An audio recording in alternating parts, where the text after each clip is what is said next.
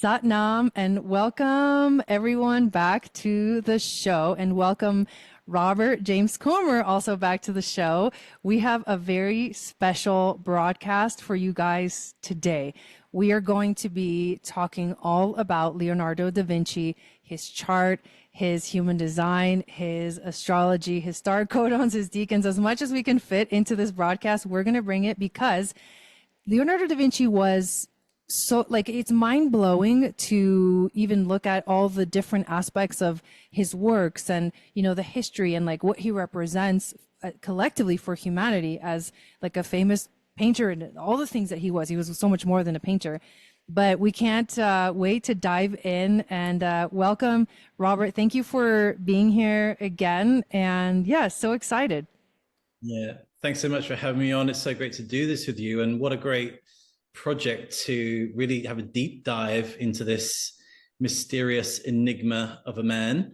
And his star law and all of his astrology has just revealed so many beautiful things that I feel that everybody can start to connect into and start to feel what he may have been like as a person, and also what his role was within the collective and his own personal explorations, as all of the stars are really showing a beautiful story. Yes. And I feel like for me, the fascination with Da Vinci started actually when I watched that Gaia series by Robert Grant, where he was looking into the paintings and seeing they were encoded. And that's a recent discovery. I mean, I feel like it, to me, intuitively, it's just time to see these things, time to awaken to what's behind. And it's such a beautiful also like analogy about how we're discovering now more than ever that when we're seeing the world and we're looking at something, there's more to it than meets the eye. That's a huge like overarching theme that's happening right now on the planet. And more people are finding their own little ways of seeing through what seems to be reality, but there's more to it behind it. And Da Vinci's like the perfect example of that. Yeah, and I love that Renaissance era of those beings because they studied the mystery schools. And then, of course, it was kind of like heretical to just outrightly say certain things that you would discover in the mysteries. And so they decided to encode them in their artwork and sort of leave it for the people that have studied the mysteries to pick them out. And it feels like all of this is being revealed to us as we're shifting into that age of Aquarius. So yeah, artists like him, Michelangelo, Raphael, all of them, they had a huge understanding of the stars. And so what I found is beautiful is that how to look at these paintings, look at these gifts that they've left us, and actually start to see, wow, they literally encoded the entire star law and the teachings of what we need to know at this time. Yeah, and it's like I said, I feel like it's time, and that's why it's happening. It's not that like, oh, it was random. I don't actually think it was random. And I mean, as we go through and show you some of these, amazing decoded, paintings, you'll see it's not random. But overall, we are here today to talk about, of course, Leonardo da Vinci, and to kind of decode like who he was. And through the lens of astrology, human design, Jinkies, the star codons, the decans, we're going to look into who was Da Vinci, what was his star lore, what was his mythos, what was his purpose, his destiny, and how did he embody the personality of Da Vinci, like who was the man behind all these amazing works, right? This is why I'm so excited about this. And how was, his unique design also embodied in his great works. So you can see them mirrored in a way, also his works with who he was, which takes us into the whole concept of how I love to see like, is someone really truly living their design? I love to see this. Like, let's look at the deeper layers. Let's look at his blueprint and see, was he actually expressing it and embodying it in he definitely was. So we'll show you how that flows. But to talk a little bit about, you know, who Leonardo da Vinci was in terms of like historical records. I want to just read a little bit from actually this Wikipedia. So I'll just share it on the screen so it's, you know, you have something to look at. But basically, Leonardo da Vinci was born April 15th of 1452. He was an Italian polymath of the High Renaissance who was an active as a painter, a draughtsman, engineer, scientist, theorist, sculptor, and architect. While his fame initially rested on his achievements as a painter, he has also become known for his notebooks in which he made drawings and notes on a variety of subjects, including anatomy, astronomy, botany, cartography, painting, and paleontology. He is widely regarded to have been a genius who epitomized the Renaissance humanist ideal, and his collective works comprise a contribution to later generations of artists matched only by that of his younger contemporary, Michelangelo. So basically, like, we have never seen another Da Vinci since, which is like, okay, that says a lot. He is identified as one of the greatest painters in history of Western art and is often credited as the founder of the High Renaissance. Despite having many lost works, fewer than 25 attributed major works, including numerous unfinished works, he created some of the most influential paintings in the Western canon. The Mona Lisa is his best known work, as is the world's most famous individual painting. The Last Supper is the most reproduced religious painting of all time. That's crazy. And his Vitruvian Man drawing is also regarded as a cultural icon. And check this out. In 2017, Salvator Mundi, attributed in whole or part to Leonardo, was sold at an auction for $450 million, setting a new record for the most expensive painting ever sold at a public auction. So, I mean, you can just see, like, and this just goes on and on and on. He was revered for his technological ingenuity. He conceptualized flying machines, like a type of armored fighting vehicle, concentrated solar power, a ratio machine. I mean, like, it's crazy. Like, he was really, truly a genius. He made substantial discoveries in anatomy, civil engineering, hydrodynamics, geology, optics, and tribology, but he did not publish most of the findings. So most of this is like, he was literally, to me, what this says is like, he was literally everywhere. His mind was so active that and so alive that it wouldn't, you know, to me, I feel like this was somebody who just could not stop, who could not get enough, you know? What do you think about that? I mean, that's like through the lens of, like, you know, what the historical records say about him, which is pretty phenomenal. Yeah, it's just what a resume. That's quite a resume. That's quite a good. Yeah, you've lived well, I would say. But yeah, I think that what's missing, I've found in art, especially, is that, as I was saying before, that when art is linked purposefully to the mysteries, then it becomes timeless, because what you're looking at is a universal truth. And so the painting subconsciously isn't just about the painting, it's about the code. And so him being an engineer and an architect, he's aligning the right perspectives, the right angles, the way in which you're actually viewing, say, like the Mona Lisa is all based on perspective, and where your eye is drawn to that single eye of Mona Lisa, where it looks as if it's following you around the room. Mm-hmm. And it's these famous paintings that they seem alive, and they seem as if they are our original archetypes, architectures of the universe. And that's why I feel they resonate much deeper than just a piece of art. And of course, now we get this opportunity to decode and see, like, wow, like how broad of a polymath his knowledge was from all different varieties and subjects, which takes me back to the original philosophers studied what is called the 7 liberal arts. Right. And the seven liberal arts is like music, geometry, astronomy or astrology, mathematics, arithmetic, grammar. And so it's all the basis of how to become a philosopher. It was as if he encoded that into the art. And so it has a purpose. It's not just about being beautiful, it is actually a map.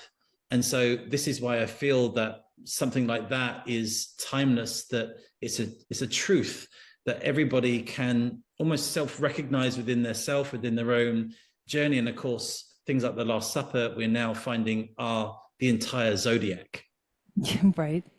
Yeah, no, totally. And what I feel is so significant is like normally, like when you look at a painting, without knowing anything about it, usually the paintings, they draw you in, especially like these Renaissance paintings and like this specific time period, they just draw you in like emotionally too. Like there is it sort of activates something within you, and I've gotten chilled like, when I went to the Louvre and I saw, some of his paintings, and it really does, it like does something internally to you. So it would make sense that if someone was trying to possibly leave a message for the future, that they would take all of these things that they learned, right, the major studies that they did, and infuse all of it into the work. And I feel like he really did that. Yeah, and this is where the beauty of like knowing divine proportion, knowing geometry and ratio, because when a painting is geometrically perfect, it has a harmonic, it then naturally produces Right. a music.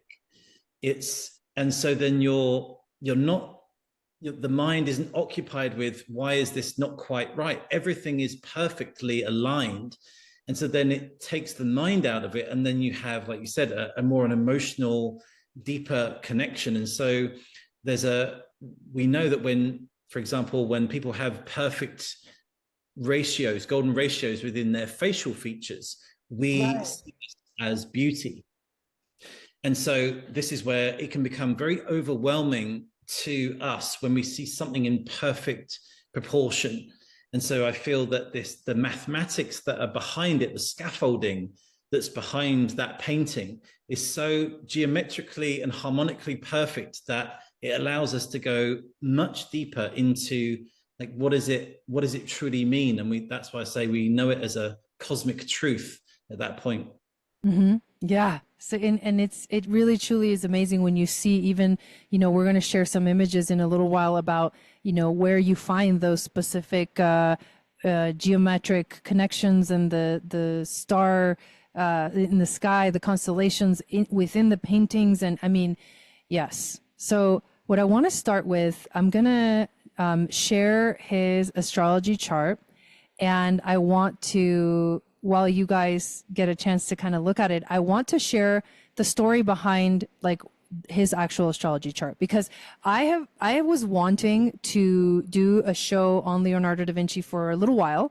And the histories I've done, I did a show on Robert Grant. A lot of you guys have seen it. I did a show on some other figures like Teal Swan.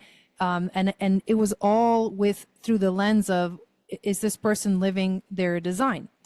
And so I have been wanting to do this for a while. And so when I started to research into, okay, when's his birthday? Do we know his time of birth? Because all those things are important, right? So there is one site that I feel is the most like trustworthy of the sites, and it's astro.com. They actually do a lot to verify the information of famous people, and then they upload, that information into their program.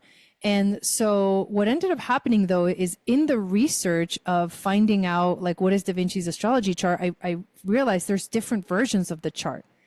And so the reason behind the differences is because of the Julian versus the Gregorian calendars.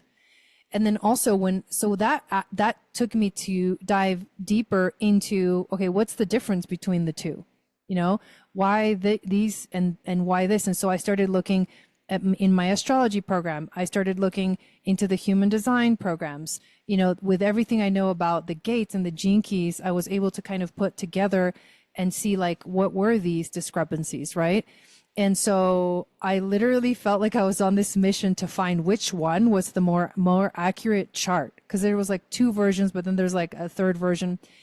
And so in the process of doing this, what I did is I pulled up, I eventually found my way to the astro.com chart that takes into account the differences in the two calendars and then verifies the information. And in looking at that chart, I remember I sent it over to you, and we both saw like his sun, and you can see it right here on the screen. His sun is at 3 degrees of Taurus. And then you realized something really significant about that. Would you want to share a little bit about why that drew your attention when I sent this chart to you? Yeah, and by the way, great research on this. I know it took you a while to really find all the options, and that's the thing with astrology, with the various of the precession of the equinox and different people's calculations and also the calendars. And so it kind of becomes a very difficult process. And so you've done such a great job at finding the best one. And when you showed me this and I saw the sun, I really couldn't believe it, because 3 degrees Taurus is the star constellation of Orion. And so as soon as I knew that was his sun, I was like, it has to be. This has to be the one, because this whole entire works is so connected to it. And I just felt like it was like a divine alignment to say, like, you found the right one. And yeah, really great job in putting this together. Yeah, no, totally. And that's how we knew. And that's why this is the chart that we're working off of to do all of the analysis that we're basically doing. Because what I did then is I took the astrology, and okay, so once we were like, this is the chart, I went through and I pulled out all the Jinkies and the gates, right, through the lens of the Jinkies and human design, which is based off of the I Ching. And then I went back the 88 days before birth to get his design stuff, right? So really you could only do this if you knew exactly like the workings underneath of how do you get a personality in a design side. So I went back 88 days, I pulled out all the gates and Jinkies for his design, and then I literally recreated his human design. And then what Robert has done that he'll share with us in a bit is the star codons and the decans through the lens of the lost octave, which has been, your new discovery. So it was amazing to do this, because it talking about Da Vinci as like he coded everything, even his chart, we had to like decode. We had to like find our way to like, what's the right one? It was like a game. And so that just tells me like, okay, this is important. This is something that needed to be done. And so I'll just share just a little bit about some of the things that I think are, significant about his chart. So he has, Taurus sun, Pisces moon, and he's a Sagittarius rising. So the sun is in the 5th house, which I love because that is the house of Leo. And Leo is the house of its creativity, its passion. So like he was born, wherever the sun is, it's like you're born to do that thing and to focus on that aspect of life. And the 5th house also is connected to the inner child and coming back to play and like finding the fun in life, remembering to play even as an adult, which we often forget. We get so serious. His rising sign in Sagittarius means that he was kind of a big personality, that he was really like people noticed him. Like Sagittarius, you'll definitely notice a Sagittarius, and that also means that there was a part of him that in the basic astrological sense loved traveling and getting to see new places. And so that's a big part of that. And education and knowledge is really important in that lens of Sagittarian energy. And then his moon in Pisces, which is like just a couple of degrees away from Jupiter. So they're both in Pisces, which is very significant. That's the spiritual energy. And a chart that has Jupiter in Pisces means this Jupiter is a very strong Jupiter, because it co-rules the sign of Pisces with Neptune. So you have this like spiritual, like this ability to like tap in emotionally, which to me, when you think of the paintings, Like he put that energy in the paintings where like it's like, whoa, there's like an emotional, spiritual like experience to him. That's who he was, you know, at a deep level. The moon is the emotions. He's got North Node Capricorn, South Node Cancer. At a basic level, that means that he was definitely here to build something. Capricorn has to do with structure. It's ruled by the planet Saturn, and that is about like there's a building of something. There's like, so funny because we always think of the mountain goat, like that's the Capricorn is the mountain goat, and the mountain goat climbs up to the top of the mountain. Which that's just hitting me right now, is like the whole aspect of Bull Mountain and all this stuff and the pyramid. But basically there's a goal, and this Capricorn energy sets a goal inside, and the determination that comes from Capricorn energy is like, it's relentless. It's gonna get there. You know what I mean? Like, it's gonna reach the mountaintop. There's nothing that can stop it, because it knows that, yeah, it might take a long time to get there, but I'm willing to work as hard as I need to get there, because that's what I want. So there's a clarity in like, that's what I want.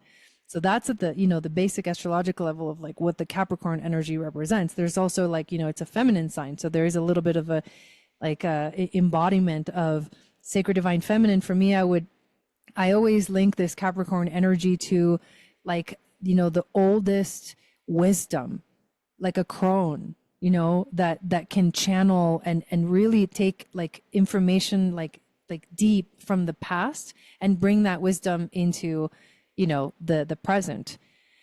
And so I think that's obviously very significant. And Mercury is making an exact T-square to the nodes. And whenever there's anything like a square or an opposition, but specifically with the squares, you have like, you are being challenged and pushed into action. And so we always say as astrologers that if you have too many trines in the chart and not enough squares, you're probably not going to get much done. You know, you're probably just going to chill through life. But the more squares you have, the more there's a push, there's a drive, there's like, I can't just sit still, because there's like ants in your pants, you know, kind of a thing. Like, we have to do something. We have to like keep moving forward. And so there's a T square here. And the fact that it's to the nodes, which is very significant into his, you know, life path, mission, purpose. That's what the nodes represent. And Mercury, known as the Hermetic alchemist in astrology, he is Hermes, Mercurius Trismegistus. You know, there's like, so that Mercury energy is like, okay, we have a mission here. And so I'm going to sort of direct you in your path, in your soul's path, to share, because Mercury is how you speak and communicate, to express very clearly and very actively, because it's in Aries in his chart, what you're trying to say, like to really bring it out with a fire, you know, with a passionate fire and the drive. And so that's the push. I feel like that's the little push that he needed to really bring the communication outwards through his destiny and his life path. He's got Chiron in Gemini, which speaks to someone who, and I know Chiron wasn't discovered, but it's really cool to look at it, because that it's like, what was his little insecurity inside? Like, we all have it. Chiron is known as the core wound in astrology. His insecurity was being afraid to speak. Like, there was a fear, like, if I speak, I might be shunned, or I might be, you know, so we really had to move through that. And he found ways, and this is what's so cool about him, he found ways to communicate secretly. You know what I mean? So it's like, I'm going to get the word out, but I'm going to do it in such a clever and kind of secret and mysterious way that no matter what, the message will go out. There's also a powerful square from his sun to Pluto, which I think, again, is that the push and the drive to uncover what's hidden. Pluto represents, you know, the deep, things underground that you have to like dig up. And it's also death, change, transformation, the subconscious. So he has a connection to that Plutonian energy, and his Pluto is also in his 8th house, which is the house of Scorpio, which is rules, right? So there's deep there when you think of that. And then also his Pluto it forms a yod. It's not an exact yod, but it is a yod from a sextile from the North Node to the moon. And then both of these quincunx, Pluto, so they point, the yod points at Pluto, and this is sacred geometrically like significant, but it points at Pluto, which means the yod in astrology is referred to as the finger of God. And it talks about how there's, when you have yods in your chart, those are the places where like God moves you. It's like if you just let kind of the universe, God, whatever you want to call it, just take care of it, it'll take you exactly where you need to go. And it points directly at Pluto, which is like, okay, it's time. And Pluto also relates, I feel like a little bit to that, earlier you brought up the Tower card, right? Like the death that leads to a rebirth, right? It's very Plutonian. So all of this is encoded. We're going to see a lot of similar things, but being shared in different languages. They're all kind of saying the same thing. So that is what I feel was very significant. Is there anything that you find interesting about anything in his chart here, Robert?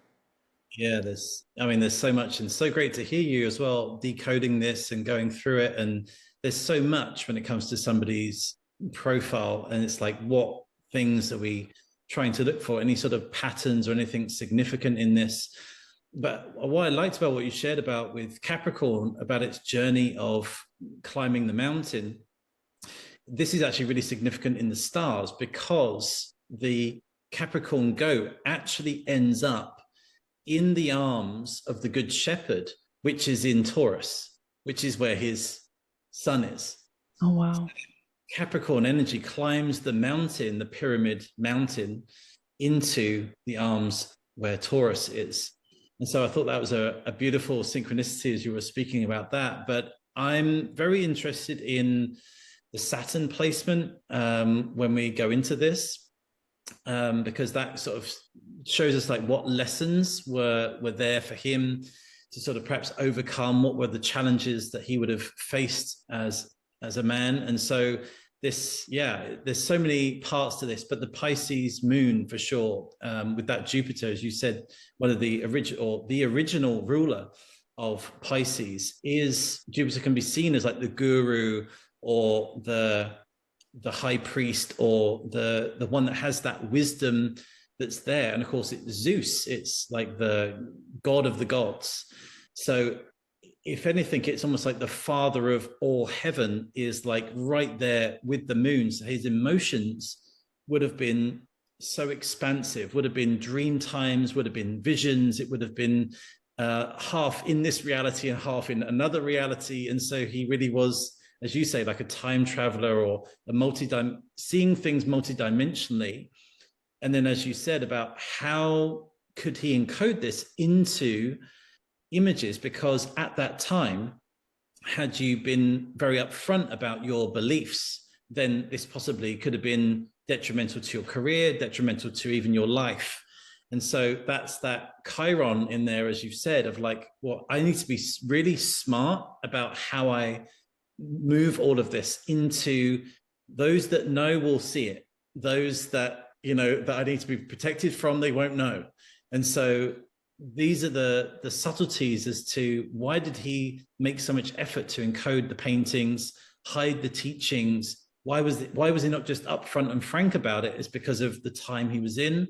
And also this was part of his design, that he was meant to experience that potential persecution. And then how was he going to get around that and leave something timeless for us to pick up when there wasn't that persecution of this sacred knowledge? Yes. And I love that you brought up Saturn, because as I tuned into that frequency, right? Saturn is the Lord of time and karma. It is in Libra, which is about balancing. There's something about balancing justice, that energy that he's here to learn through those things. But the significant thing here is that his Saturn is part of a grand trine with Chiron and Mars, and it's a pretty close grand trine. The grand trines activate the energy of the element, so this would be a grand trine in air, so activating the mind. And he's got another grand trine here, his rising, Pluto, and Mercury, and that's a grand trine in fire, activating passion and creativity. And like what we know is air fuels fire, Also, it's not exact, but if you look at these two grand trines that I just pointed out, they do make the shape of the right the star, the what's the name? It's not coming to me. It's Metatron's cube. It's the Merkaba, and yeah. So I mean that formation is there. It's not exact, but you could say, I mean, visually, it's definitely there, right? And yeah, with the Saturn as well, that's actually the most favorable Yeah. place that you probably could have had it, because Saturn exalts in Libra. Yeah. So, for those that don't know, that when a planet exalts, it's its favorite place apart from the actual house it rules. And so Saturn exalts here. And this is why we have the symbol of Saturn with the sickle that cuts down the wheat, because that's the time, Libra is the time of the harvest there, cutting down the wheat. And so Saturn's actually really happy there. And so in terms of his karmic lessons, it actually would have been sort of a kind of a sweetness to some of the harsh lessons he would have had. So it wouldn't actually be that bad. The main thing for him would have been to, as you say, to discover not only balance, but also the scales. And when I mean scales, I mean like the scale of music. So that's another way we can perceive Libra when we think of scales. It's not just balancing, it's also the spectrum, the scale of music. And of course, we know everything he did was with that basic of the harmonics in mind and the geometrical perfection, which creates music. And so this is how I feel that he kind of accomplished the lessons by really tuning into that favorability of Saturn being happy in that Libra sign. Yes. And it's in the 11th house, which is the house of Aquarius. So it's also like he has Saturn in Aquarius. Yeah. So yeah, we could literally talk for probably a whole hour or longer just looking at his chart.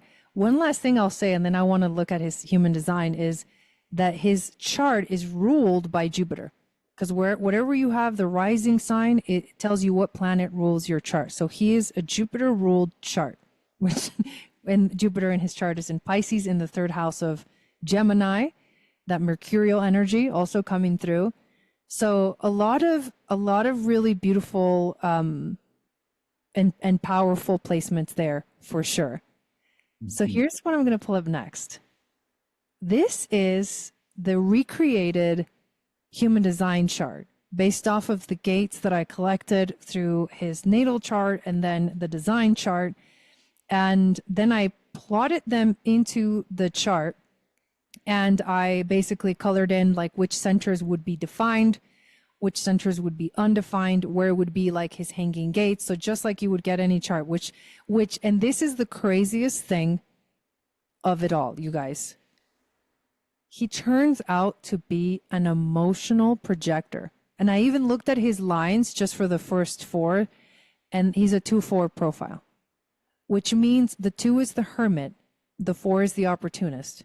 The 2 has natural talents, and they're usually like just in their own little space, hiding away, doing their magical things until somebody calls them out and goes, hey, you need to do this over here because people need to know this, right? So eventually that hermit, that natural gifted person comes out into the 4 line and begins to share with the world. So that actually really fits. I'm a 2-4 and I really feel that deeply. But an emotional projector, why is that interesting? Because supposedly projectors have only been around since 1781. So how could there be a projector before 1781? And my little theory here is that Leonardo da Vinci was like a time traveler, that like he was like so advanced for his time as well, that like he had the definition or the design of a projector, because the projectors are also the guides, and they have the ability to see deeply into things. If you think about what a projector aura does, the aura of a projector is penetrating and absorbing. So it's like you're deeply going into other people's experiences and energy and then absorbing it. And so it's like it's all about information collection. And so it could be that the reason why he was this projector aura because he needed to really tune into what was going on in the world, and why was he inspired to create these like amazing paintings, sculptures, like everything, drawings, everything. I think because he wanted to teach, because the projector is also a natural teacher, like show you the way, not tell you what to do, but show you the way. I think that comes out here. And then the emotional side would be his authority, which means that just really makes him an emotional being that went through the waves and felt deeply. And then obviously, like if you have this deep connection to emotions, it comes through in everything you do. And there are 3 defined channels in his chart. One of them is the channel of acceptance right here from the 17 to the 62. It's from the ajna to the throat. The other defined channel is the channel of emoting, which is down here from the root to the solar plexus. And the third channel is the channel of struggle. It's my favorite, actually. It goes from the 28 to the 38, and it's here from the root to the spleen. These 2 channels down here are individual circuitry, which talks about somebody who is an individual, like not here to follow the crowd. They have to go their own way. They have to like forge their own path. That is part of their reason for being here. The channel of emoting in itself is literally this: the secret to your life is to learn to appreciate the lows as much as you love the highs. When you can let go of wanting to control love, only then will you experience the freedom that you seek. That's what defined his emotional authority. Now, the channel of struggle is your life is an archetypal hero's journey against overwhelming odds. The goal is to remain yourself and go your own way no matter what anyone else thinks or says. And the channel of acceptance. You have the rare mental ability of seeing the bigger picture without getting bogged down in the details, which is interesting.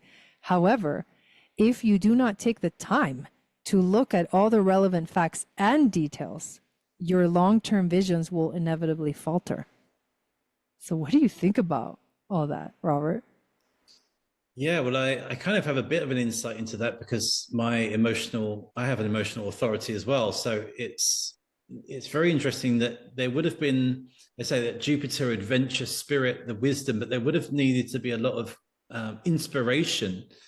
They would have had to sort of gone into many different subjects, and then he would have just seen something, and that would have sparked a whole wave of diving into sort of rabbit holes and learning all of these different subjects in there. But I love the fact of seeing these connected channels and to know that it was about his individual journey. But the irony is, as he fulfilled his individual journey, that then laid beautiful wisdom and keys for the whole collective. And it has affected the entire planet. Like this man's work, his individual expression, his heroic journey has affected the entire world. Even in our speech or our reference to the paintings or just hearing about this beautiful Renaissance time is a huge world changer. You could say here from here that this is like a blueprint of what a world teacher has. And so, as you say, it's almost like how can he be a projector at this time? It sort of seems interesting that maybe there was some of these other artists that had this future blueprint woven back then.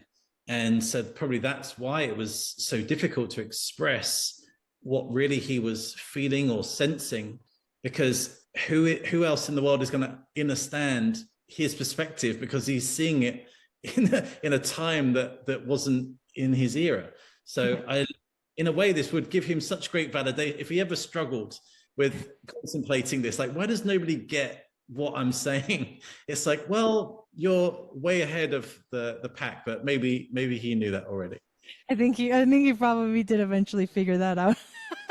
But also creates a kind of a loneliness, because even the projectors nowadays, like one of the things is like it creates a loneliness because the projectors make up 20% of the population now. So it's not, most people are generators and manifesting generators. And we live in a quote unquote generator world, which means that we're essentially living in a world as projectors or even manifester as you are, in a world that we're not the majority.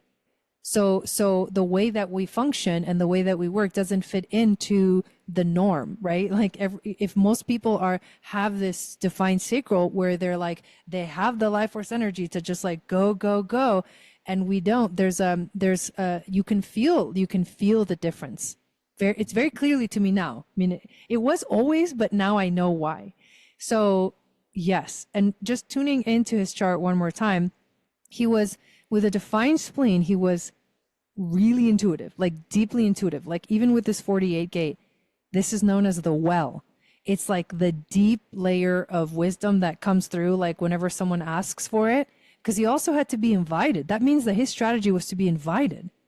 And so that means that he literally had to wait for the invitation to, like, for example, back then it was like kings and queens would like hire him, like paint this or paint, you know what I mean? Back then, that's how it worked.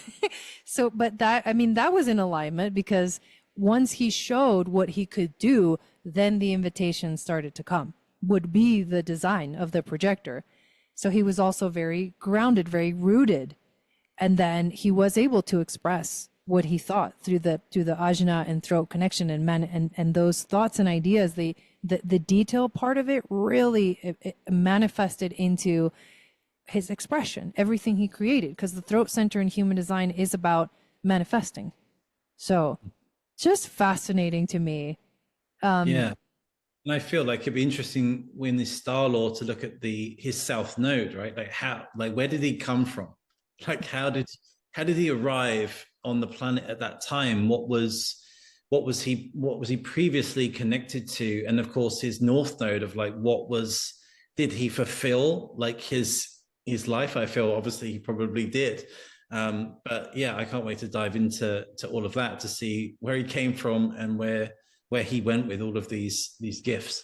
Yes. So when I was looking into also generating like a Jinkies profile, because I'm crazy like that, I pulled up, basically was able to pull up like what would have been his activation sequence, what would have been his Venus and his Pearl. And those of you guys that know the Jinkies, it's really fun to look at this stuff. But I just wanted to see, is there something that stands out? Like, is there something that really, maybe something that is repeated? And there is. So in his chart, he has the fifth Jinky, or the fifth gate. And in the Jinkies, this is his attraction sphere, which represents who he attracts into his life to fulfill his relationship dharma, or even his purpose in real life. It's also his core wound, which in the Jinkies, the core wound is the sphere. It's that sacrifice. It gets like infused or set at the moment of conception, and it's the sacrifice that you made. Like it's our little part of like the Jesus story where like we sacrifice ourselves for the collective. That core wound becomes your vocation in the Pearl sequence. So it's his attraction, his core wound, and his vocation. And then the Pearl, which is the ultimate like gold, the thing that will ultimately activate prosperity, is the 55. So what's up with this like 5, 5, 5, 5? I mean, it's like kind of crazy. That's what I was looking for. I was like, is there something that just like kind of jumps out at me? And this Jinky goes from the shadow of impatience. And it's interesting because I have this one and it's one of my most challenging Jinkies. It's my evolution, but it goes from shadow of impatience to the gift of patience. But the city is timelessness. And Richard Rudd describes it as literally the ending of time. The ending of time. I mean, I don't even know what to say about it, but I was just like, what is the significance here? And I think that it's in that word, timelessness. That his works are literally timeless. And like that tells me, okay, he did it. You know what I mean? Like he definitely did it. But yeah, so I would love for you, because I know you prepared like a whole slideshow. I would love for you to share with us, and this is like your specialty, Robert, the star codons, the deacons, like the work of the lost octave with us, and continuing the story. Like we've kind of set a little bit of like groundwork here that can unfold even further. And I also would like you to share some of the works that where we see like the evidence of like who he really was, and how he really was embodying, you know, his whole design, his whole blueprint in his work. So Yeah, no, sure, absolutely. And it for me, the star law, you can see or look at it as the stories. So the stories in the stars and the stories that you're meant to fulfill, that you're meant to work with. And it doesn't mean that they're a fate. It means that they're really a destiny point. And so the difference is that even when you know the story, how you move through that story is how you start to shape your destiny. And so it's really great to see his star law, his stories, like what was he meant to be here for and work with. So I'll share. this is amazing, by the way. You guys are gonna love this presentation. I love the visual. The visuals are the best, and it's so fitting too, because he was such a visual artist himself. Yeah, I just think that the visuals give us an indication of some of the energies as well that we can work with. And so we have on the right hand side is the personality, on the left hand side is the design. And so the sun, if we take his sun, we have Orion here. And the evolution of the lost octave, which is all about the deacons, is now the star codons, which is linking the DNA. And so this was beautiful to see that this is the star codon of resurrection. Well, of course, there's the ancient myth of Osiris he was cut into 14 parts, which is the Vitruvian man. And then Osiris was resurrected by Isis. And so we see this exact myth of the Vitruvian man, why he was drawn to do this cosmic human that was cut into 14 parts, exactly like Osiris, is because it's his son. So who better to lay this out perfectly, geometrically perfectly, would be him, because that is his embodiment. That is what his soul is all about. And so in his design, he has the star codon of Adam. And in the esoteric traditions, Adam Kadmon means cosmic man. So it's about the blueprint of the cosmic human. So right here, you could say that all of this is about that Vitruvian man. And perhaps that's why it ended up again being such a famous piece, because he knew the blueprints of the human body, of the ratio, how it is so beautifully perfect. And of course, it's the squaring of the circle, or the circle and the square. So the star law here, we can see, well, of course, we've got Orion with all of that rich tradition. And this fish with the diamond in its mouth is one of the royal stars, Fomalhaut, in Aquarius. And so when you were saying about a projector absorbing, this fish is about drinking in spiritual wisdom so that then you can teach it. And it's the purity of the teachings as well. It's very much about the language, or the way in which it's done is so perfectly, it's a diamond. It's perfectly correct. It's the truth. It's pure spiritual wisdom. So we have Orion teaching the purest spiritual wisdom. That is his son. So these are the things that you start to see, that did he live out his design? Well, so far in this, I feel yes. This is why we knew this is the correct chart. Yeah, exactly. And one thing I loved about this was looking at with human design, you also get your earth. And I feel for me, that's very much about what do you embody in this lifetime. And so you can see in his personality, this is about intuition, and it's about the caduceus. It's about Hermes' staff. It's about Ida, Pingala, masculine, feminine, intertwined, the DNA at one. And even in his design, This is the Hydra, the water dragon, but this is the nine-headed dragon. And so this is all about finding out which one of these heads is the immortal head. So his exploration would have been to take the universe and all of its different facets and find the immortal truth. And by doing that, that allows the polarities of life to weave together and create the full staff. And so this is why it's based on intuition and based on trust. So his whole earth experience was trust in himself. And like you said about his individual journey, was like there's nothing else to validate himself. He just had to trust what was happening and the flow, the emotional energy of this, trust his own mythos of Adam, the cosmic man, and Orion, and sort of look to the stars. And you could just imagine this lonely journey in a way, but such a rewarding journey, because when he was finding these keys and codes, it must have been like, wow, this all makes sense. Mm-hmm. Exactly. Yeah. It's quite it's like fantastical.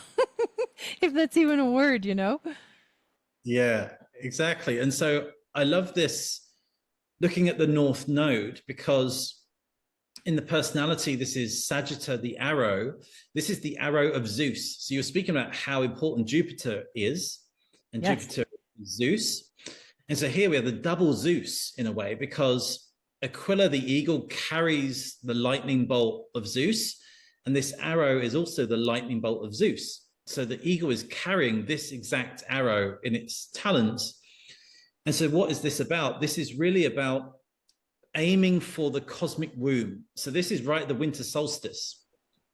So it's very much Christ energy, very much of going into the darkness to the cosmic womb to find all potentials. So his movement to find out the wisdom would have been moving into unknown territory and just allowing spirit to reveal to him through his oracular knowledge. He had to just rely on that to discover these things. And that's why he was probably breaking through new paradigms, because his whole North Node is aimed towards infinite possibilities in that beautiful void. And So, that, yeah, and the fact that that was his North Node, and that essentially, when you look at the North Node in your chart, it is not necessarily your comfort zone. You're comfortable in the South Node, but for the North Node to be activated, you have to go for it, and you have to take a leap of faith and jump. And that this is why he was jumping into this. mhm. Wow. Yeah, and that eagle is all about, it's like a sixth line, right? It's like the biggest overview, the Yeah. cosmic view, but also so detailed. It's all about the becoming, like who are we becoming? Who am I becoming? Who are we becoming as a collective, with so much detail? So it's almost like you can imagine his meditations would have been going into the void, going into the feminine cosmic womb mysteries, just basking in that darkness, and then just allowing a lightning flash of inspiration to show him this cascading detail of the whole blueprints of humanity. So that would have been his process of finding out this information. So I feel like he did this pretty well. Right? Ooh, where does he come from? South Node. Yeah, so this is really beautiful, because this is the story of, do you know the story of Goldilocks and the Three Bears? Yes. So this is the story of Goldilocks and the Three Bears, because we have the two bears in the stars, and this is the Big Dipper. This is the Great She Bear. So this is, most people know this constellation, right? The Big Dipper, so huge. And this is Polaris. This is the pole star. Oh my God, no. Sorry. This is the full alignment of the Earth with the stars. So it's the axiatonal alignment of your body in alignment with the stars and the Earth. It's the North Star. The North Star. Yeah, that's where it comes from. Oh my God. My commentary is just going to make this super entertaining, by the way. And so this is where you have prophecy and magic, Oh my right? God. So this is when he came into the world, prophecy and magic. He's like almost like a Merlin, you know. Yes. It's he's like a wizard. That's kind of the energy of this. And what's really interesting is that you would probably like in the Vedic tradition, the seven sages, which are the beloveds of the seven sisters. The seven sages are the Great Bear, and they were known as the sort of the seven sadhus that sat around Shiva, and Shiva taught them all the sacred wisdom, and they went out into the world and taught all of the Vedas and all of the yogic wisdom. So this is the beginning of the Aryan race. The fifth root race was all about the Big Dipper. And so we're currently in the 5.6 iteration of the Aryan race.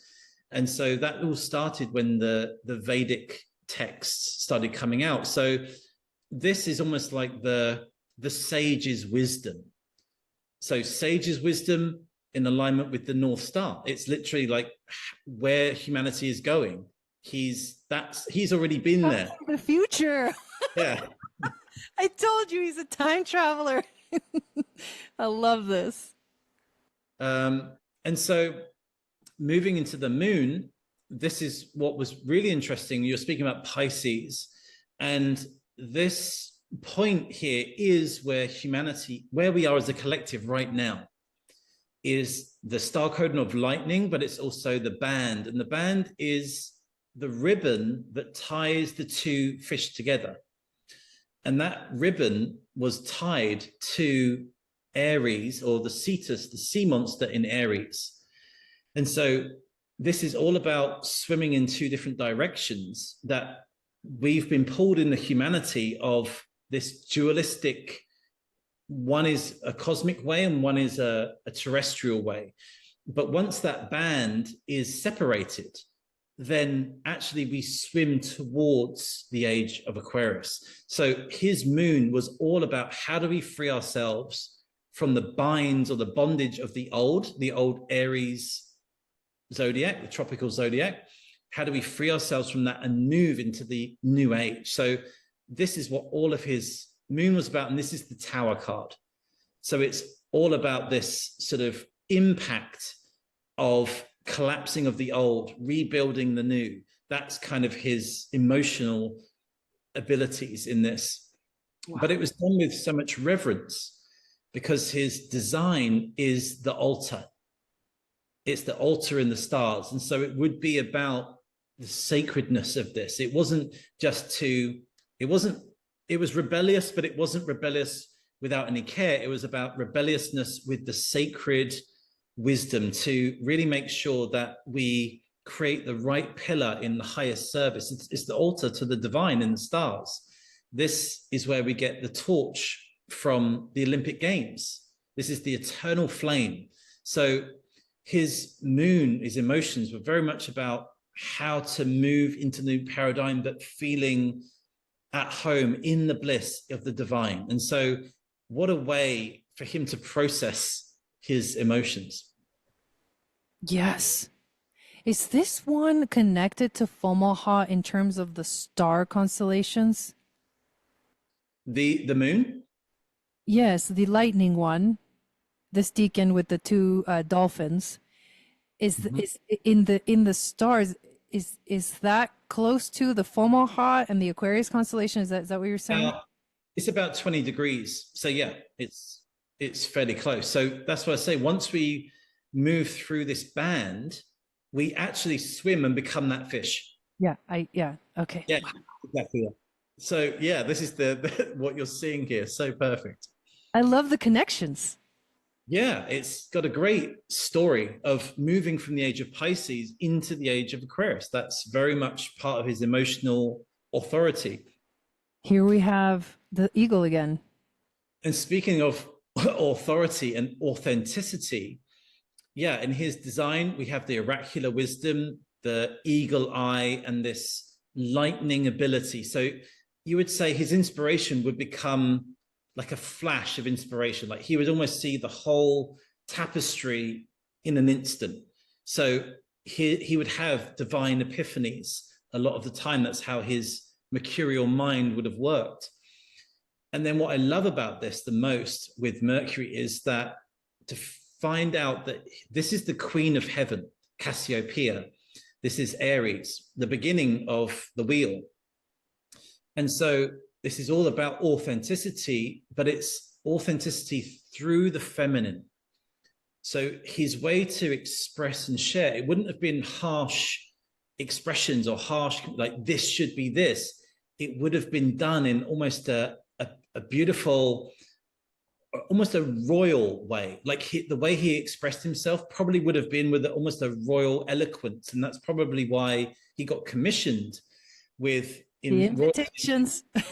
Yeah, because he fit that community, even though he didn't necessarily dwell in those areas. It was almost like he was born with a royal knowledge. And this authenticity is sharing through the feminine. So you can almost imagine he's expressing it in a queenly way, which means that he was in touch with his feminine side. He was so, the hemispheres were balanced. Wow. And Cassiopeia, she rules the whole heavens. She's queen of the entire zodiac. So that's speaking about his mercurial Hermes energy. It's going to be very grand, very opulent, and almost so. It's so authentic because he's obviously already lived it with his North Node. So it's like he's speaking directly from his experience. And then remember, his Mercury is T-squaring the nodes. Oh, well. Yeah, it's like, whoa. Yeah, and he has the eagle twice. Yes, and I also love how this also speaks to, he was born like out of wedlock. He was like poor.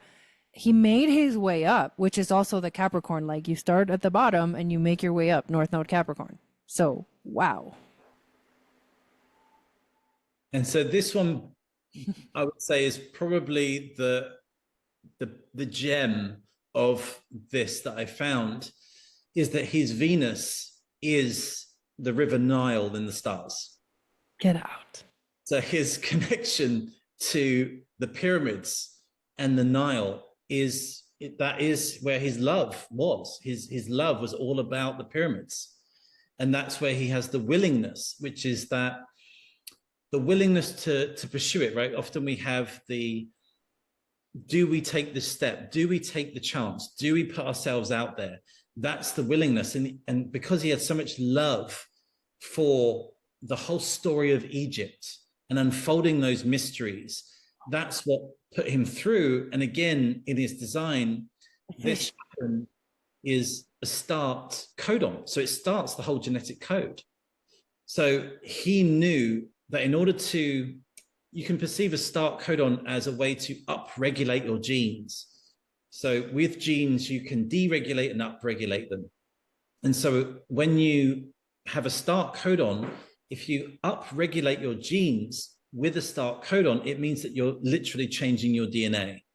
So this Venusian energy to do with the pyramids, to do with the DNA, this is all about how to upgrade your cellular wisdom, your cellular codes. So this is all in his Venus of love. This is his deepest love. In astrology, Venus represents what you truly desire and what you value the most. And in his chart, this is a Venus in Taurus at 24 degrees, which is also a beautiful number, 24 degrees Taurus, and Venus rules Taurus. So this is a very dignified energy. Yeah, absolutely. And that's why it links so beautifully with Orion. So in a way, you've got the Eridanus, which is the Nile in the sky, which is in Taurus, as you said, next to Orion, and then you have Adam mirrored. So this Venus Sun are like slight different variations, but essentially it's all about this love of the Egyptian mystery schools. And this is what makes me think that if his North Node was already connected here, it's almost like he maybe had knowledge of the Atlantean era. It would have been that kind of depth of wisdom. Yes. Oh, I love that. So we can go through all of these. Is really beautiful to see with like Mars, for example, This is Pegasus. This is an Aquarius. This is all about the new Aquarian era. So it would have been the drive to shift us into an Aquarian age wisdom. And again, the reverence of the altar, the eternal flame. So this invitation in the DNA is that he's providing an invitation for people to enter the Aquarian age. That would have been his like drive. Like, what am I here to do? I'm here to present these invitations to show people we are moving into a new expansion. And of course, Pegasus is like the most purest, mythical. It's like a unicorn, right? Yes.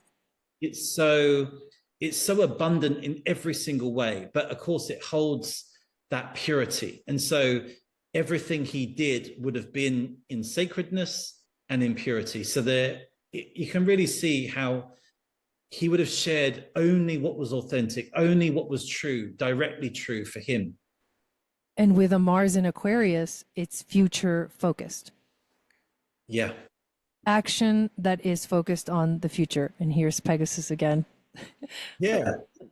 And so this Jupiter. Okay, this is his ruler, Jupiter. so we have that band, which is his moon. That same idea, it's the last decan of Pisces. So it's the transition from Pisces into Aquarius. And we only do that by merging the polarities or also releasing the binds of the old. So these two dolphins these are actually the true star law of Pisces. It's not two fish, it's two dolphins. Oh. And these two dolphins are Aphrodite and Eros. Whoa. And in the ancient myth, they were golden dolphins. And so they were lovers. They were golden dolphins. And so Aphrodite being obviously Venus, this is all about the freedom of the dolphins in the water so they can swim to the water being poured by the water bearer in Aquarius to drink as the royal fish form or halt. So you're now starting to see this blending of star law of our own collective evolution. And so Jupiter here is that lightning, the Zeus, the lightning bolt. So it's going to be abrupt and fast and instantaneous and almost flash of inspiration, flash of truth. But this is all about Genesis, the first text in the Bible, the story of all creation. Wow. So he would have deeply understood this on the purest Aquarian level. Wow. The 7 days of creation, how everything was birthed. And so this is, you could say, the genesis and also the regenesis of the evolution. So this would have been, as you say, this is ruling his entire zodiac. So it's knowing how everything began in the universe and then also knowing how to move into the age of Aquarius. So imagine that wisdom merging together. Yeah, talk about being ahead of your time with your visions. And so we have a few in here that both the design and the personality, because obviously these are now outer planets, so they take longer. That's what I'm saying is Saturn is about sovereignty. It's in the favorable point of Libra. And this is the story of Little Red Riding Hood and the wolf. And so the wolf eats Little Red Riding Hood, and Little Red Riding Hood represents the sun, being the red sun in the esoteric wisdom. So in Libra at the equinox, as the sun drops below the horizon, it appears as if it's being eaten by the wolf, that constellation. Oh my God. And so this is actually about this is where he would have tapped into his deeper, you could say more of the darkness within, or the polarities of life, of that everything has cycles. And so even the sun is consumed, but then of course, then the sun is born again and resurrected in the spring equinox. And so this is all about seasons. So with Saturn, he would have understood the cycles, and obviously the cycles of time and Saturn, and when to harvest, when to let go, when things die, when things rebirth. So this is all of the lessons of Saturn These would have pulled him into knowing cycles and establishing self-sovereignty. Wow. His Uranus is the story of Noah's Ark, where the animals go in 2 by 2, which is a metaphor for the DNA. And so this is the preservation of life, because we had the flood, the cataclysm that flooded Atlantis, right? The pole shift that flooded Atlantis, and every ancient myth has a flood story. So this would have been about when cataclysms happen, what do we say? What's most important? And this is where we trust in the universe to guide us through. And the beautiful understanding of this is the only window in the ark was in the roof. And that's because it was navigated by the stars. So this is full trust in the cosmos, in the stars, to lead you into the next iteration of humanity. So that was his Uranus. That was his ultimate expansion. And the Uranus rules Aquarius. Yeah. So it's like there, yep. Humanity. And we see here that Neptune was very much about the Christ story. This is the crucifixion in the stars. When the actual solar sun is crucified on the cross. And so this is all about, again, that understanding that sacrifice. And it's interesting that he even painted things like the Last Supper, very, very tied into his Neptunian wisdom would have been the Christ story. So I'd love to know what you make of that. And with his Pluto, again, you have the Hydra, which is connected to his Earth. And again, this is all about trust. So this would have been deep inner work about trusting himself, trusting the universe, trusting what he's receiving, because he's just bringing things in from not just from the past, but he is bringing things in from the future. And that's where the yod points to, Pluto. So the yod, the finger of God, points at this deacon, the nine-headed dragon. Yeah. That's the resolution of, like, that's where, in terms of divine energy and the universe and God, that's what was really directing things. And his Neptune in his astrology is at 0 degrees of Libra. The significance there being 0 degrees. 0 degrees is a portal. Like, anybody that has anything at 0 degrees, it's like, you just have to know how to create the boundaries for yourself, but you can literally be anything and anyone. The 0 degree can become anything and anyone. So his Neptune intuition has the potential to literally, like, time travel, space, like anyone and anyone can just become something new, something different if he so chooses. But it's like expansive. It's like a void, you know. The 0 degree is like everything or nothing. You choose. Yeah, it's that equinox point, right? There. And so that majesty, that Christ story, and the majesty of the significance of Christ's story in the age of Pisces, that's obviously why he painted something like the Last Supper and encoded it with astrology. Yeah. And so the last part of this I thought was really interesting was his Chiron points to Sirius, which is obviously a connection back to Orion again. And so this is actually in the DNA. This is about not only reaching the gates of heaven, but actually moving through it. So this is really about the wisdom to not just know about heaven, not just know about the divine, but to actually take that next step forward and live as divinity. So this would have been a really deep cosmic event for him to move through this, of his own beliefs in whatever he believed in Christ or heaven, or just his own self-consciousness.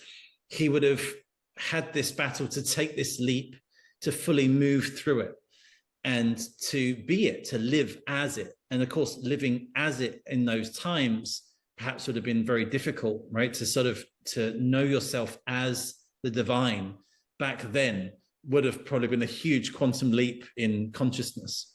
This is crazy because Sirius, so we just connected to the Lion's Gate, aligned with like the heliacal rising of the Sirius star in ancient Atlantis marked the beginning of the calendar year, right? The ancient Atlantean calendar, which means there's a direct connection to ancient Atlantis here, and it's his wound. And I remember, I've interviewed Matias de Stefano. He talks about remembering lives in ancient Atlantis and the fall of Atlantis and all of that. So maybe that's the wound that he carries, is the fall of Atlantis, that he came here to plant the seeds for us to heal, to not repeat the same thing that happened in Atlantis in the age of Aquarius, because the age of Atlantis, the time of the fall of Atlantis was the age of Leo. And 12,000 years later, here we are, age of Aquarius. I mean, there's like, whoa. Yeah, that's a beautiful summation of all of those. And that definitely leads me into his rising, because his rising is the harp. It's the golden harp of Apollo. And so everything was about harmony, music, and also how he would bring harmony to life and show the divine ratios and how everything is perfectly woven. And that's why it's called the ineffable. It's about the God consciousness. That was his whole rising, his whole being was about to show divinity. And I feel like that's really beautiful that you've woven about Atlantis, because there's so much about the pyramids and Orion and even Noah's Ark here, and saying trust in what happened. But of course, now he can leave the codes to, as you say, prevent this cataclysm happening again as we move into the age of Aquarius. I'm getting full body chills right now. This is nuts. Oh my God. So for me, when I saw this, I feel like he really accomplished everything in here. And it would have been really great to see his process. We can only sort of take on of what his process might have been, but to know that perhaps it was lonely, but then once he found and stepped into his true sort of spiritual awakening, it probably became a beautiful dance between him and the cosmos. That he knew that he was here to bring this down and to, as you say, perhaps heal and prevent another cataclysm, and to bring the ancient wisdom forward again.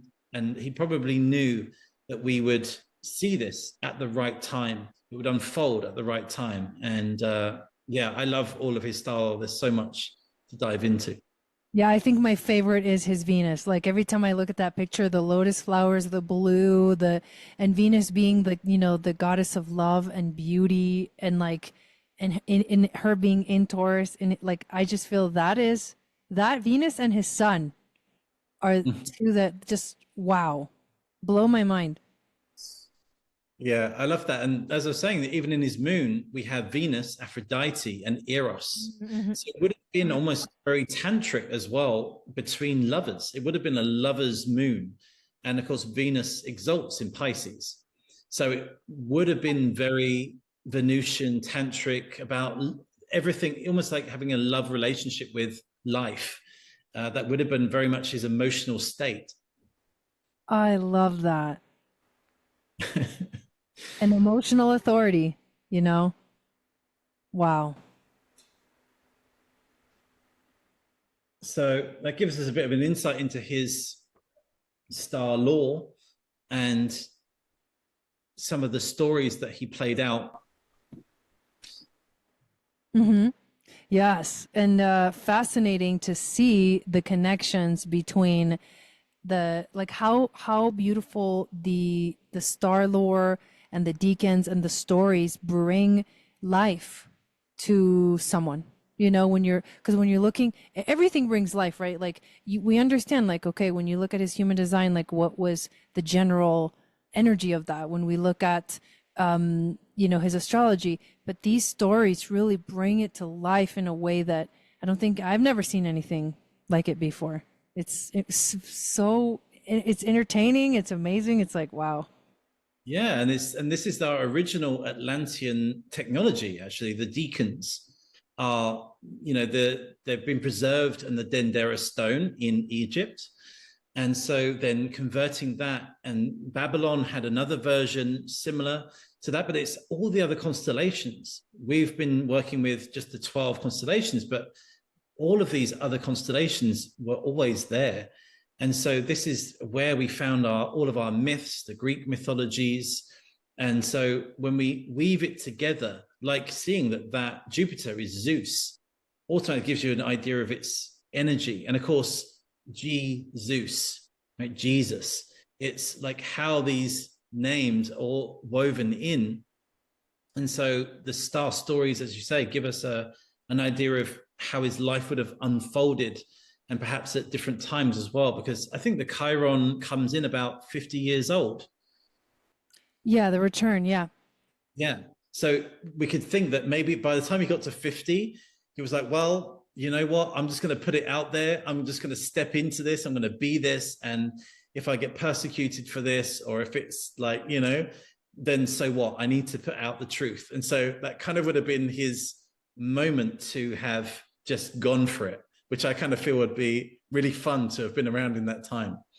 Yeah, right. So one of the things that is so interesting about him, and some of the most recent discoveries that have been happening, are related to how his paintings and his works were actually encoded with like secret messages. And the reason why, and this is recent, right? This is like, when you think of Da Vinci, most people are like, oh yeah, he was the famous painter. He's got, one of the most famous painters. He's got his book. He was a, a scientist, whatever, all these different things. But the real mysteries have started to unfold recently. So could you show us some of the works that he's done and how you have helped to decode these? Yeah. So as you know, with my work with Robert Grant on the King's Chamber, this was what I found was so beautiful, that we can start to look at Renaissance artists and realize that they encoded wisdom into this. And so my work with Robert and finding out where the deacons were in the King's Chamber with his drawings. And so we managed to map out, if you look at the top row here, this is how it aligns with Robert's discovery of the artwork in the King's Chamber, because this image of the Last Supper is the blueprint of the King's Chamber. And that's what Robert Grant discovered. And so when I mapped the deacons, we can see that this is the placement. And this actually moves in a precessional, so a cosmic way, so in the reverse way. And then the way the disciples are aligned is in the procession. And so we have the beautiful synergy right here encoded. We have the procession and precession both in this image. And so what I found it was actually Christmas Day. I woke up Christmas Day and I actually had a vision that the disciples were in the positions of constellations. And so I started to overlay the constellations, and I started to see some connections. So like here with the Gemini hands is exactly how Gemini is. And this, how Cancer aligns here in the stars. This is the position of Leo. And look where Mary Magdalene as Virgo. Wow. Literally aligns perfectly to the angle of the constellation itself. And one thing that I really found, which was kind of mesmerizing, to be honest, is right here in the hip of Virgo, exactly where they're touching in union. This is actually where the Christ child is in the womb of Virgo. Wow.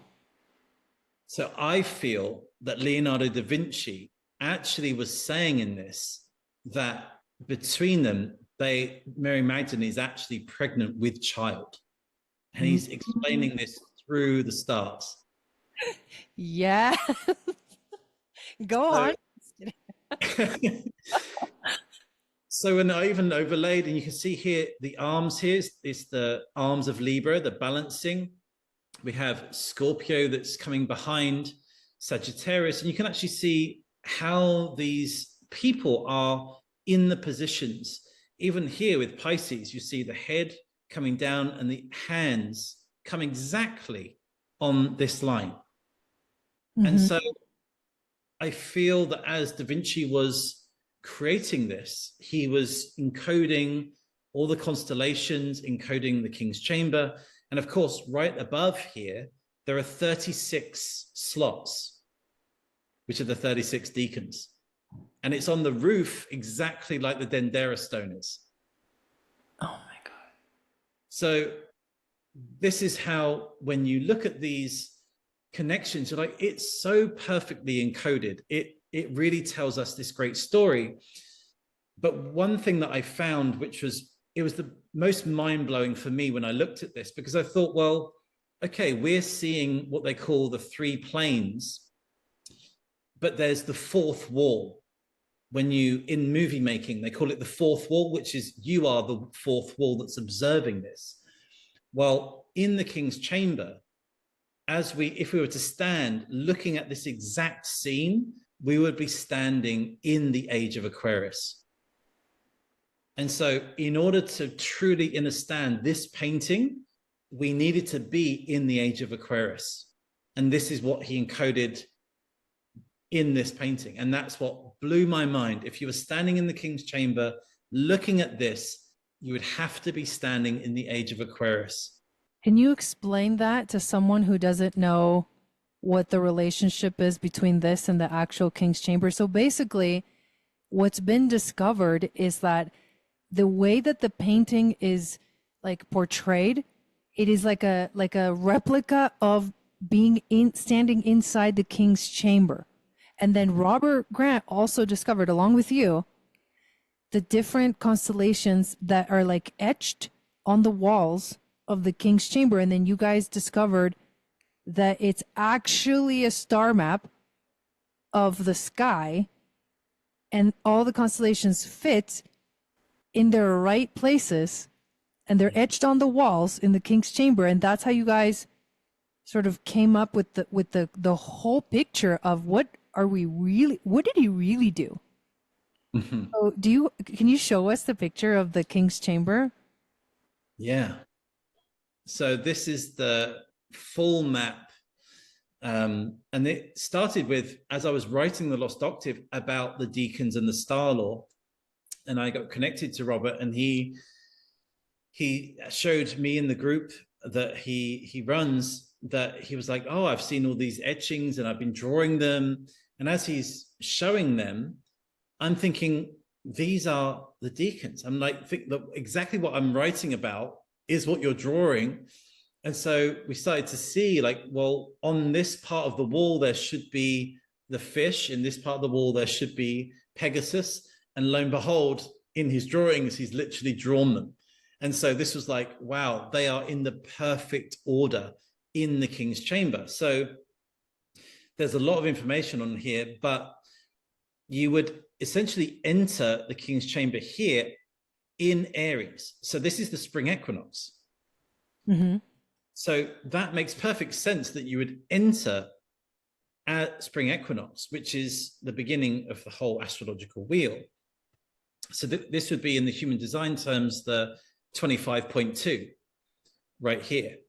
Which is where Saturn and Neptune are right now, and that they will make a conjunction in February of 2026 at exactly 0 degrees of Aries, which is on that 25th.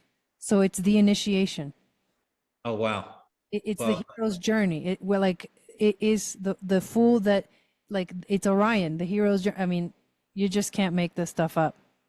Wow. That's so exciting, because that's literally how you start the entrance into the King's Chamber. And so when we looked and we traced it all through, and this is now the finished map. So you have the spring equinox going from diagonally to the autumn equinox, and you have the summer solstice and the winter solstice. They make the 4 pillars of the room. And of course, you have the fixed cross that runs exactly through the middle. And so this, you can see, is an image of a person looking as if you were looking at that Last Supper painting. So if you entered the room and stood there on that back wall, that's where Aquarius is. And as you look, the Last Supper would actually be right in the middle, which is what Robert Grant said that he felt where the original sarcophagus would be. And so that maps out to where the belt stars of Orion would be. So Christ is sitting in Orion's belt in that painting, which is the pyramids. Oh my God. What? It just, okay, this is like a wormhole that Yeah. just spiraling deeper and deeper. It's like it never stops. So Yeah. basically, what we're showing here, the reason why we wanted to show these images to you guys is because of this is Da Vinci's work. Like he painted a painting.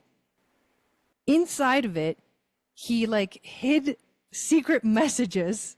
And there's so many things about that painting. Like I would recommend watching the Gaia series, Robert Grant Gaia, the Codex, in the first series. But there's so much encoded information, and basically what was discovered is that it's encoding the king's chamber in the Great Pyramid, which means that Da Vinci must have been in there, studied it, seen it, you know, and that's what the claim is that there was like a secret trip, you know, to Egypt, like that no one really knew about. It wasn't really recorded, but during those years, he was like diving into even more like esoteric and finding the real magic of the pyramids and the reason for it all. Because now it's like the one of the main things that Robert Grant says is that the Great Pyramid is like a literal stargate.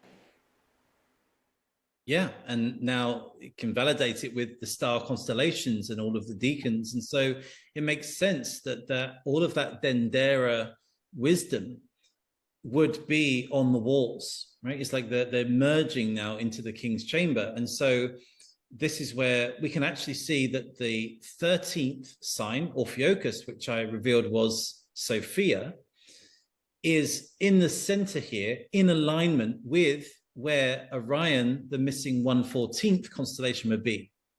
So the sarcophagus itself would be in the alignment of the 13th and 14th sign. So this is why I feel that this was the powerful activational point. If you were to lay right here, you're laying in connection to the three pyramids, Orion's belt. So the question is, after looking at all of this yourself, Robert, what do you think was Da Vinci's message? And the important question that we came here to answer is, did he fully live and embody his design? I think the beauty of this is that also his name Leo being Leo. And so when we look at the back wall of the Last Supper, it's exactly where Leo is. So he's standing in Aquarius, but he's looking at Leo.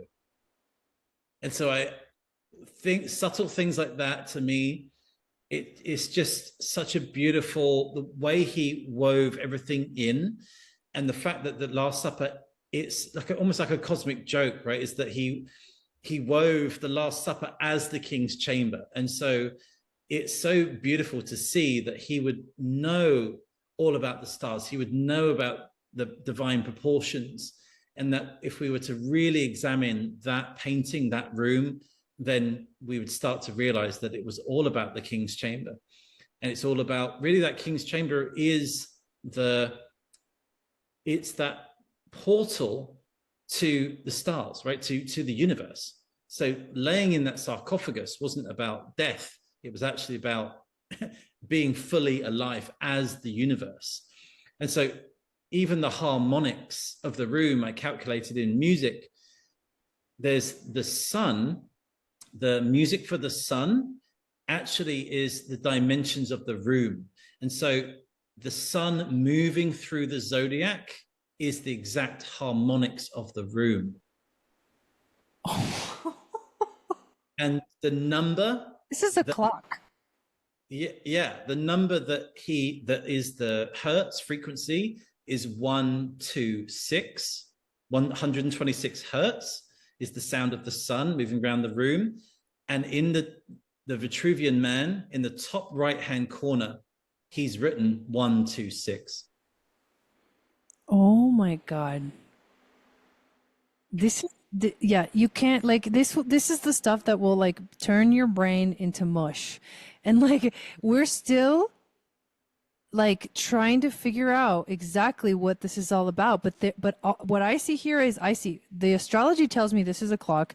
The solstices and equinoxes tells me this is a clock. The maps around, the stars that are literally, I mean, I've been in the King's Chamber. I've seen them. I've seen the bowl and the diamond inside the bowl and stuff like that. I've been inside the sarcophagus. It's crazy to say that, but like I've felt it. I've been there. I've seen it. And I know that Robert does say this is a clock and that it's talking about it's trying to tell us something, it's trying, maybe it's a warning. Maybe it's like, this is when specific things happen and pay attention. And, I don't know, but this is the amount of detail that it takes to encode something like this in a painting is like mind blowing. Yeah, it's definitely that level of cryptography that like Shakespeare has, and this is why it's a beautiful enigma. And that's why I say the paintings are one thing, but the architecture, the scaffolding, the deep thought, how everything was so well thought out and aligned, and so it's really encrypting timeless wisdom. And so to see that this is now all astrological is just, it's just beautiful. And so one thing I did find as well is that as Christ is sitting in the Last Supper, facing you, he is actually facing the same way as the Sphinx. So the Christ sitting there is like the Sphinx looking at you. So there's so many beautiful harmonic synchronicities to this. Wow. Like I said, it's like this never ending spiral. But I think that we are going to eventually get to the point where, like, okay. But a part of it, I feel, is also like we have to experience this. Like, we are the ones experiencing the big transition, the big shift. And it just so happens that, like, for some reason, now is the time for us to, like, see this and watch it all unfold.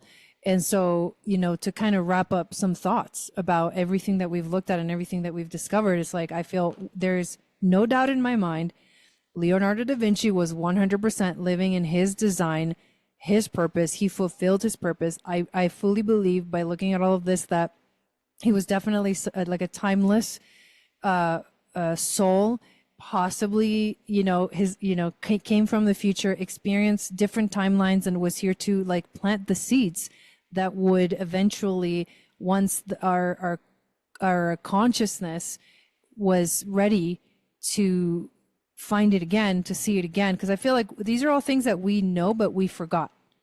And because it's like if you go from like 0 to 60, it's hard to believe it.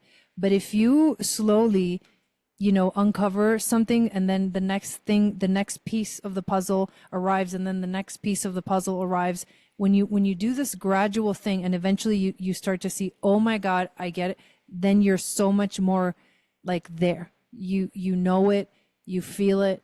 And this is what the experience has been for me in seeing all these, discoveries. And in my own personal way, it's like why I was drawn to astrology and esoteric wisdom and all these things is because I feel like this is the time we're remembering like this wisdom lives within us. And I think Da Vinci was the one that planted the seed for us to find this now. What would be some, closing thoughts that you have about everything we talked about today? Yeah, I just love the fact that we can dive into this and start to bring him alive again into our awareness and to really find out more, as you said at the very beginning, who is the person? Like, what is his personality? Like, what was he like? He fulfilled his mission, but also how did he do it? And he would have had, I feel from looking at all of his chart and all of his star story, there would have perhaps been an initial sort of, I've come into this earth from the future with all of this great knowledge.